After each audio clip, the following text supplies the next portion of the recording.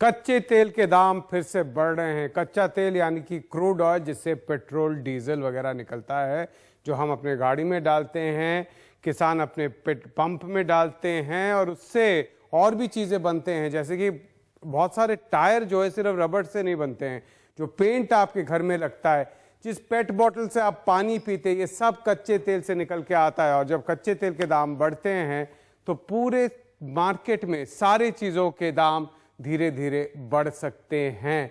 इसीलिए कच्चे तेल का जब दाम बढ़ता है तो सारे इकोनॉमी, सारे अर्थशास्त्री थोड़ा सा डर जाते हैं, सोचते हैं कि क्या होने वाला है। यह है कच्चे तेल का खेल। एक बार हम देखते हैं कि मोदी सरकार के लिए ये क्यों थोड़ा सा एक चुनौती के तौर पे आ सकता है। फरवरी 2016 में कच्चे तेल का दाम, ये ब्रेंट क्रूड है, कच्चे तेल का दाम सिर्फ $27 प्रति बैरल पे उतर आया था, और 2 साल बाद क्या होगा, $75 प्रति बैरल पे चला गया है। यानी कि लगभग 3 गुना बढ़ गया है कच्चे तेल का भाव। उस वक्त जो पेट्रोल का दाम था उससे बढ़ गया है पेट्रोल का दाम, इसलिए क्योंकि पेट्रोल और डीजल दोनों डीकंट्रोल्ड है। जैसे कच्चे तेल का दाम बढ़ेगा उसी तरीके से हमारे पेट्रोल डीजल का दाम भी बढ़ेगा। भारत जो कच्चा तेल आयात करता है, इंपोर्ट करता है, 3 साल में पहली बार पेट्रोल एक क्रूड ऑयल इंपोर्ट बिल जिसको कहते हैं, वो $100 बिलियन से ज्यादा हो सकता है। यानी कि 6.5 लाख करोड़ रुपए से ज्यादा इस साल हो सकता है। 3 साल, 2016 में बहुत कम था, 2017 में भी थोड़ा सा कम था, क्योंकि कच्चे तेल का दाम 30, 35, 50 के आसपास था। और इस साल कहा जा रहा है कि 65 से $75 प्रति बैरल पे जाएगा। आपको याद होगा कि नरेंद्र मोदी जी ने कहा था कि वो खुश नसीब है, उनका नसीब अच्छा है कि कच्चे तेल का भाव कम हो रहा है और इससे पेट्रोल डीजल का दाम कम हो रहा है। वो नसीब वाले प्राइम मिनिस्टर हैं एक तरीके से। तो क्या ये खुश नसीबी बदनसीबी में बदल सकती है? आखिरी साल है, चुनावी साल है, अगर कच्चे तेल का भाव बढ़ेगा तो क्या क्या करना पड़ेगा, एक बार हम देखते हैं। क्या होता है कि जब हम पेट्रोल या डीजल खरीदते हैं, पेट्रोल और डीजल जो डीलर प्राइस होता है पेट्रोल का, जिस रेट पे डीलर के पास जाता है, उस पर लगभग 54% टैक्स सिर्फ सरकार लेती है, सेंटर लेती है। अगर डीलर कच्चे तेल का भाव बढ़ता रहेगा, थोड़े दिनों में क्या होगा कि अगर चलिए अभी आज 65 है, अगर भारत जो कच्चा तेल खरीदता है, कल जाके अगर वो $100 हुआ तो कहीं ना कहीं सरकार को ये जो एक्साइज ड्यूटी वो डालती है उसको कम करना पड़ेगा। ये यूपीए सरकार ने भी किया था, मोदी सरकार को भी करना पड़ेगा, ताकि मैं और आप जब हम लोग जाते हैं पेट्रोल पंप पे, हमको उतना न देना पड़े। हम ज्यादा जरूर देंगे, लेकिन कुछ भार जरूर सरकार भी उठाएगी। तो इससे क्या होगा, जैसे टैक्स अगर बढ़ेगा, कच्चे तेल का दाम बढ़ेगा और टैक्स कम हुआ, तो इससे चुनावी साल में सरकार के बजट पर असर पड़ सकता है। हमारा जो एक्सपोर्ट इंपोर्ट का जो गैप होता है, जिसके चलते करंट अकाउंट डेफिसिट होता है, और जो फिस्कल डेफिसिट है, बहुत सारा जो फिस्कल डेफिसिट है, वित्तीय घाटा है, राजकोषीय घाटा है, कच्चे तेल और पेट्रोलियम सेक्टर से जो टैक्स लिया जाता है, पेट्रोल कंपनियों से जो डिविडेंड लिया जाता है, इसको जोड़कर जितना पैसा आता है, इससे बहुत सारा फायदा, एक तरीके से बोनांजा मोदी सरकार को पिछले 4 साल में मिले हैं। अब लगता है आखिरी साल में वो बोनांजा घट सकता है। अब कच्चे तेल का दाम बढ़ क्यों रहा है? इसका कारण है कि दुनिया के सबसे बड़े जो कच्चा तेल उत्पादन करते हैं, क्रूड ऑयल आउटपुट जिन देशों का है, वो जाहिर है कच्चे तेल का दाम बढ़ाना चाहेंगे, और उनकी कोशिश अब धीरे धीरे कामयाब हो रही है। नंबर 2 सबसे बड़े जो देश है 10, उसमें से नंबर 2 है सऊदी अरब। नंबर 3, आपको लगता होगा कि देखिए सारे जो कच्चे तेल बनाते, जो क्रूड ऑयल पेट्रोल जहां से आता है, हम बोलते हैं कि ये जरूर खाड़ी के देश होंगे, गल्फ कंट्रीज होंगे। जी नहीं, नंबर 3 रूस है। नंबर 4 देखिए, ये भी खाड़ी का देश नहीं है, चीन है।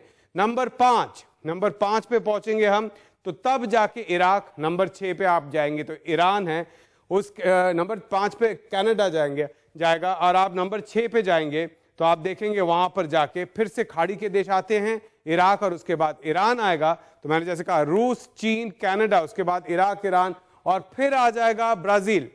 तो 8 नंबर पे आप देखेंगे तो ब्राजील। तो सिर्फ खाड़ी के देश नहीं है, यहां पर यूएई आएगा, ब्राजील आएगा, और कुवैत आएगा। तो कुछ खाड़ी के देश हैं और कुछ खाड़ी के देश नहीं हैं, और ये सारे मिलाकर आप अगर देखें तो इन सब में से कुछ हैं जिसको ओपेक कंट्री कहते हैं, और एक बड़ा प्रोड्यूसर रूस है, ओपेक ऑयल प्रोड्यूसिंग कंट्रीज जिसको कहते हैं। वो मिलकर कच्चा तेल का कितना आउटपुट होगा, कितना उत्पादन होगा, ये तय करते हैं। अब उन्होंने घटाया है, तो हम अगर देखें ओपेक के देश और रूस ने मिलकर घटाया है। सऊदी अरब चाहता है कि कच्चे तेल का भाव $100 से ऊपर जाए। क्यों चाहता है? क्योंकि अभी अभी सऊदी अरब का सबसे बड़ा जो ऑयल कंपनी है सऊदी अरामको, इनका आईपीओ आने वाला है स्टॉक मार्केट पे। तो जितना कच्चे तेल का भाव ज्यादा बढ़ेगा उतना ज्यादा उनका वैल्यूएशन बढ़ेगा, उतना ज्यादा उनके स्टॉक का दाम बढ़ेगा। तो वो चाहते हैं कम से कम कुछ दिनों के लिए, जब तक आईपीओ आ रहा है तब तक वो कच्चे तेल का दाम बढ़ा पाए, $100 से ऊपर कर पाए। इसलिए सऊदी अरब, बाकी ओपेक देश और रूस ने मिलकर कच्चे तेल का जो उत्पादन है उसको घटा दिया है, ऑल आउटपुट को घटा दिया है। रूस ने अभी रिसेंटली पिछले महीने थोड़ा सा बढ़ाया भी था, लेकिन ओवरऑल उनका जो एक आप कह सकते हैं अलायंस है, उसमें उन्होंने डिसाइड किया कि घटाएंगे, क्योंकि डिमांड कम है, हम उसको घटाएंगे। नहीं तो दाम इतने घट गए हैं, जैसे मैंने बताया 2016 के शुरू में $25 पे आ गया था, उसमें सारे देश लॉस पे चल रहे थे, और उस लेवल पे उनके लिए ये वाजिब नहीं था कि वो कच्चे तेल का उत्पादन कर सके। अब दुनिया भर में क्या हो रहा है, भारत को छोड़ के, भारत का भी ग्रोथ हो रहा है, लेकिन दुनिया भर में ग्रोथ ज्यादा हो रहा है। 2016 से दुनिया भर में ग्रोथ वापस आया है, विकास दर बढ़ा है, और जैसे विकास दर बढ़ेगा उतना ही डिमांड बढ़ेगा, चीजों के लिए डिमांड बढ़ेगा, इलेक्ट्रिसिटी का डिमांड बढ़ेगा, प्लेन ज्यादा चलेंगे, ट्रैफिक ज्यादा बढ़ेगा, गाड़ियां ज्यादा बढ़ेंगी, रबर ज्यादा चलेगा, टायर ज्यादा चलेगी, पेंटिंग ज्यादा होगी।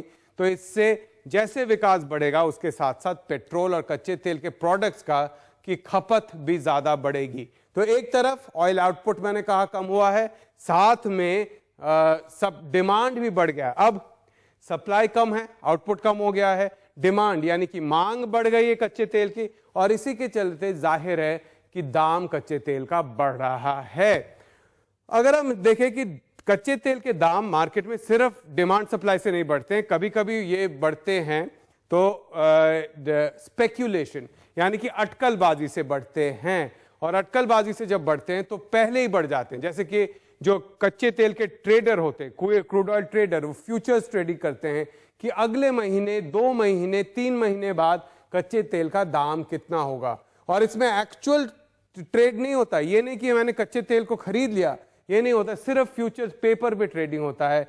और जैसे ही लोगों को लगता है कि मांग बढ़ने वाली है, या यहाँ पे सीरिया में युद्ध हो रहा है, या इराक में कोई बम फट गया, तो ऐसी चीजों में क्या होता है, कच्चे तेल का दाम स्पेक्यूलेटिव, अटकलबाजी बढ़ जाती है।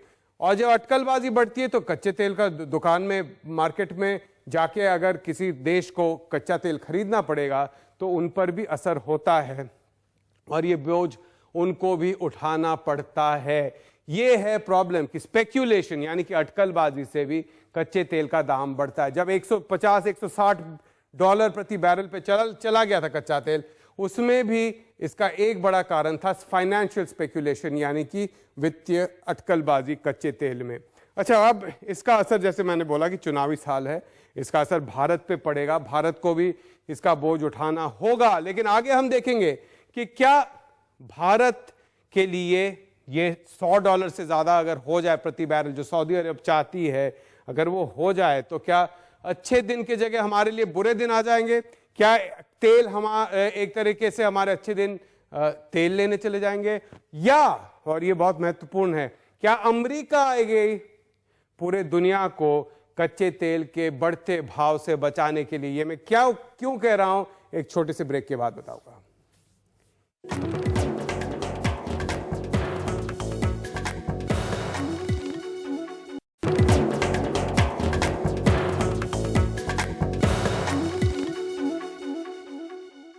तो सिंपल समाचार में आज हम सवाल उठा रहे हैं, जो कच्चे तेल के दाम बढ़ रहे हैं, क्या इससे भारत के लिए भी आएंगे बुरे दिन? क्योंकि जब कच्चे तेल का दाम बढ़ता है तो भारत के बजट चलाने में, देश के बजट चलाने में प्रॉब्लम हो सकता है, क्योंकि बहुत सारा टैक्स कच्चे तेल या ऑयल मार्केटिंग कंपनी या ऑयल कंपनी से डिविडेंड वगैरह आने से सरकार चलता है, वित्तीय घाटिया कम रखा जाता है और हमारा जो करंट अकाउंट डेफिसिट है वो भी इंपोर्ट एक्सपोर्ट के ऊपर डिपेंड करता है।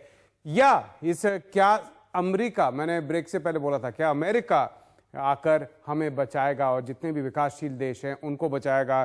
कच्चे तेल का जो खेल है, जो जिस तरीके से बढ़ रहा है तेल, उसको काबू में रखेगा। क्यों कह रहे हैं हम? क्योंकि अमेरिका शेल ऑयल का दुनिया का सबसे बड़ा उत्पादक है।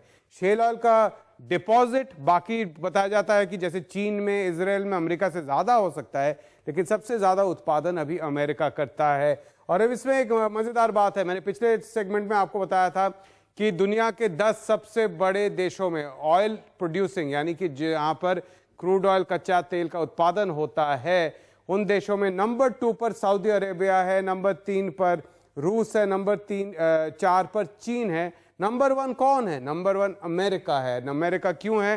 क्योंकि शेल ऑयल अमेरिका तैयार करती है, शेल ऑयल का उत्पादन करती है। शेल ऑयल क्या है? शेल यानी कि एक पत्थर, पोरस पत्थर के बीच में तेल बहुत आसानी से निकाला जाता है, इसको गर्म करके निकाला जाता है, जिसको फ्रैकिंग कहते हैं। और उसको निकाल के थोड़ा थोड़ा हल्का सा अर्थक्वेक सा फील भी होता है बहुत जगह पे जहां पे ये होता है, इससे तेल निकलता है। इस तेल को निकालने का तकनीक काफी सस्ता है और साथ में जो तेल निकलता है वो, जिसको हम स्वीट क्रूड कहते हैं, लाइट क्रूड कहते हैं, उस तरीके का तेल निकलता है जिससे पेट्रोल वगैरह निकालना बहुत आसान होता है। शेल ऑयल $40 प्रति बैरल पर भी काफी मुनाफेदार होता है, इससे काफी मुनाफा होता है। सिर्फ अगर $40 भी इंटरनेशनल जो पेट्रोल क्रूड प्राइस है वो रहे। बहुत सारे देश ऐसे हैं, जैसे वेनेजुएला है, $70 के नीचे वो तेल का उत्पादन नहीं कर पाती है, मुनाफा नहीं होता है। ईरान देखेंगे तो 60-65 के आसपास उनको मुनाफा होता है, उससे नीचे ब्रेक इवन लेवल है उनके लिए। तो ये जो है 40 पे भी हो सकता है। तो जब पेट्रोल के दाम बढ़ जाते हैं, ये क्रूड ऑयल के दाम बढ़ जाते हैं, तब क्या होता है? शेल ऑयल प्रोडक्शन शुरू हो जाता है, ज्यादा बढ़ जाता है, शेल ऑयल का सप्लाई बढ़ जाता है। और जब ये उत्पादन बढ़ जाता है तो क्या होता है?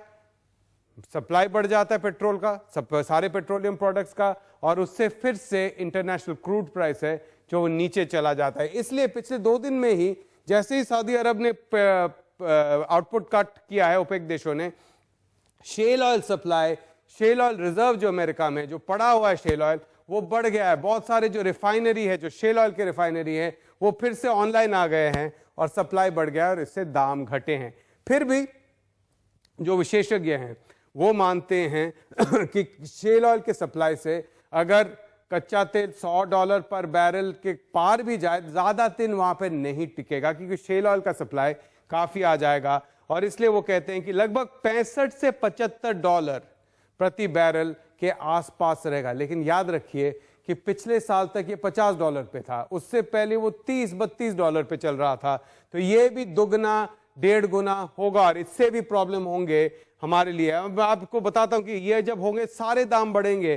पेट्रोल तो आप जानते हैं, लेकिन टायर में भी बहुत सारे पेट्रो प्रोडक्ट से होते हैं, सिर्फ रबर से नहीं होता।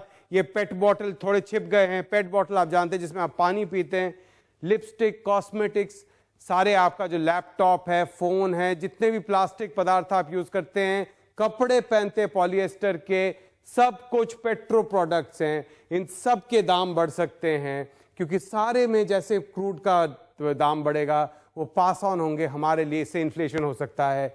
और इसलिए हम कह रहे हैं कि ये चुनावी साल है। चुनावी साल में क्या होता है? चुनावी साल में सरकार कोशिश करती है खर्चा बढ़ाए, लोगों को कुछ पैसे दे, लोगों तक चीजें पहुंचाए, महंगाई ना हो। यूपीए सरकार के टाइम पे महंगाई इतनी बढ़ गई थी कि जब हमारे रिपोर्टर जाते थे ग्राउंड लेवल से, वो सिर्फ एक ही चीज कहते थे कि महंगाई बहुत ज्यादा है, महंगाई कम होना चाहिए।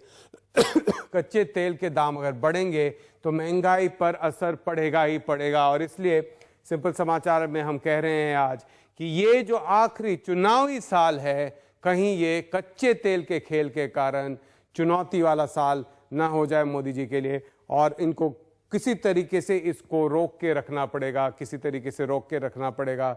और इसका हम देखेंगे अगले साल में क्या होता है। आज का सिंपल समाचार यहीं तक।